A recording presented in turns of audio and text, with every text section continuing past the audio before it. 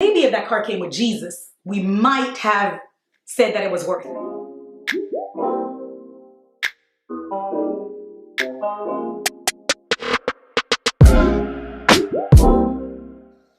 What's up, YouTube? It's your girl Jenny here again with another video.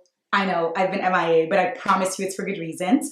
Earlier this month, I took a trip to Iceland, which is a bucket list trip for me. I crashed a friend's solo trip and it became a girl's trip. And so I checked that off my bucket list. However, there are certain things that I wish I knew prior to crashing that trip that would have made my trip much more enjoyable.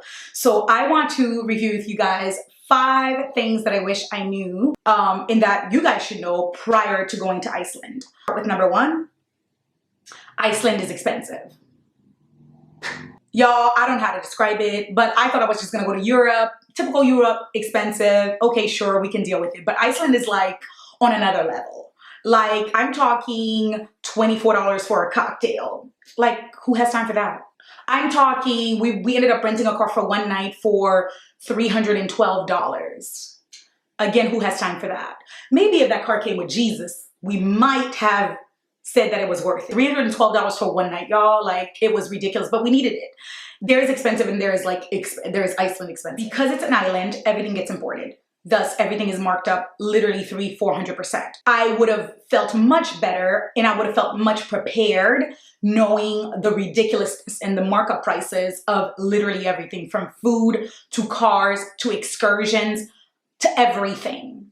And so I hope if Iceland is on your list that prior to going, you're literally stashing your money at least 2–3 years prior. Now, if you're a baller status, listen, you just make that withdrawal.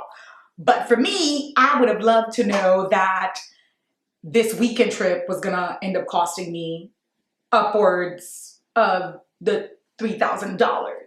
But nevertheless, if you have the money, do all of the excursions, eat all the good food. It is literally absolutely worth it. That's all.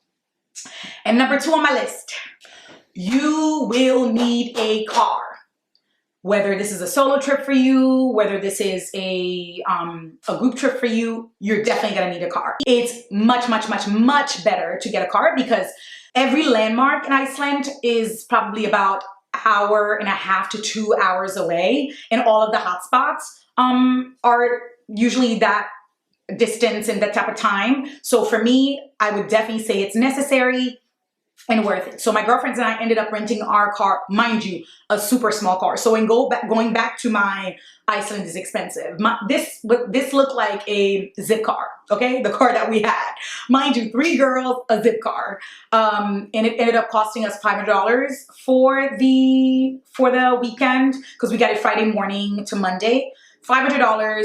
Here we wouldn't even pay $120 for it, to be honest with you, for that whole weekend. But again, like I mentioned with my first point, Iceland is expensive and a car is necessary. Third point, the sun was out 24/7. Like, I'm talking about the sun set, but it literally was bright and light outside. Therefore, it's literally midnight and there is light outside, your body gets really confused. And so the hotels that we stayed at, and most of the hotels tend to do the block out shades. To be honest with you, there is still some like streaks that peek through. It's very necessary that you bring your mask because you won't get sleep. And so I would say definitely bring a mask, bring a thick mask so that light will not get through, because that's the only way you'll know that it's nighttime and that it's time to sleep, because your body is like, ooh, it's light outside, let's go. Along the same line of going in July, my 4th point is Iceland in the summer is still cold. Y'all, let me tell you, the way my Haitian blood is set up, I don't do cold.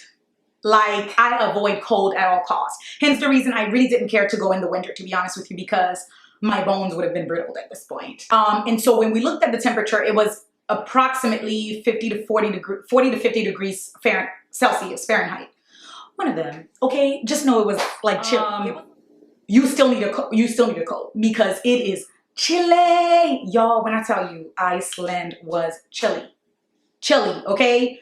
I feel like you need gloves. You need like your winter gear. Just know that you need your winter gears. You need winter gears.